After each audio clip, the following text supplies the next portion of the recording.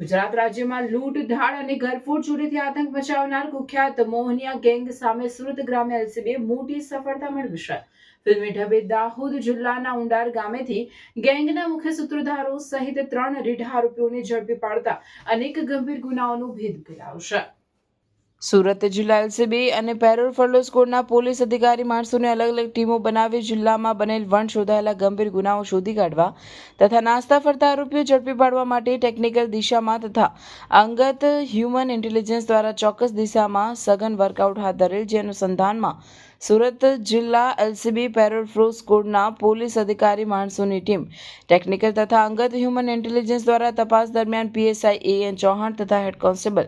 વિક્રમભાઈ સગારામભાઈ નાઓને સંયુક્ત રીતે ખાનગી બાતમીદાર થકી ચોક્કસ બાતમી મળેલ કે તાજેતરમાં કામરેજ 4 રસ્તા નજીકની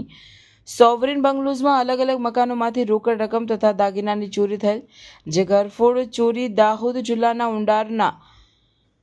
મોહનિયા ગેંગના રીઢા આરોપી દલિયો ઉર્ફે ગાંડો કાળુભાઈ મોહનિયા તથા દિલીપ ઉર્ફે દિલો કાળુ મોહનિયાને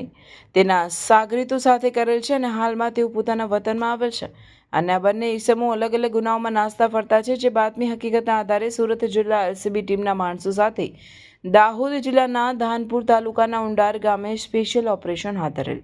આરોપીઓ બાબતે માહિતી એકત્રિત કરતા આરોપીઓ ઉંડાર ગામે ડુંગરાળ વિસ્તારમાં રહેતા હોય તેમજ ગંભીર ગુનાઓ આચરી રાત્રિના ઘરે આવતા હોય, જેથી પોલીસ દ્વારા રાત્રિના તપાસમાં આવે તો પકડાઈ ન જાય તે માટે પાલતુ કૂતરાઓ રાખતા હોય, જેથી રાત્રિના કોઈ હલચલ જણાય એટલે કૂતરાનો ભસવાથી તેઓ સતર્ક થઈ અંધારામાં આજુબાજુના ડુંગરા કૂતરોમાં નાસી જવાની ટેવ ધરાવતા હોય, જેથી જિલ્લા એલસીબી ટીમ દ્વારા ચોક્કસ પ્લાન બનાવીને આરોપીઓ ડુંગરાળ વિસ્તારમાં નજીકમાં છૂટક મકાનમાં રહેતા હોય, જેથી અલગ અલગ ટીમો બનાવી મોડી રાત્રના આરોપીઓના રહેઠાણ સ્થળે એકસાથે છાપો મારી દિલ ધડક રીતે આરોપીઓ સાથે બાથ ભીડી 3 આરોપીઓને ઝડપી પાડેલ.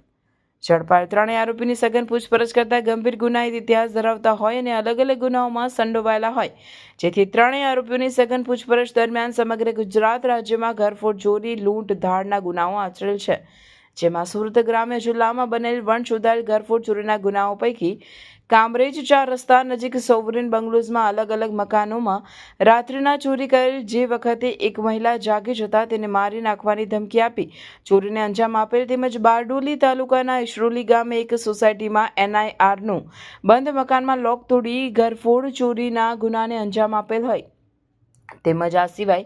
બારડોલી તાલુકાના અસ્તાન ગામ વિસ્તારમાંથી બંધ મકાનમાંથી રોકડા રૂપિયા તથા ચાંદીની લગડીની ચોરી કરી ગુનાઓ આચરેલ હોવાની કબૂલાત કરેલ છે. તથા ગુજરાત રાજ્યમાં અલગ અલગ જિલ્લાઓમાં લૂંટ ધાડ ઘરફોડ ચોરીઓના ગંભીર ગુનાઓમાં નાસ્તા ફરતા હોવાનું તથા અગાઉ પકડાયેલ ગુનાઓમાં જામીન મુક્ત થયા બાદ કોર્ટ કાર્યવાહીમાં હાજર રહેતા ન હોય, જેથી નામદાર કોર્ટો દ્વારા ધરપકડ વોરંટ ઇસ્યુ કરેલ હોય, જેથી 3 આરોપીઓ વિરુદ્ધમાં કાયદેસરની કાર્યવાહી હાથ ધરેલ છે. ઝડપાયેલ આરોપી કલ્પેશ ઉર્ફે પટ્ટી પરશુરામ મોહનિયા તથા મોહનિયા ગેંગના અન્ય સાગરીતો સાથે તાજેતરમાં દમણ ખાતે એક જ રાત્રિના 2 અલગ અલગ મંદિરોમાં તથા એક મકાનમાં લોક તોડી રોકડ તથા કિંમતી દાગીનાઓ મળી કુલ 1,33,00,000થી વધુની મત્તાની ઘરફોડ ચોરીને અંજામ આપેલો હતો.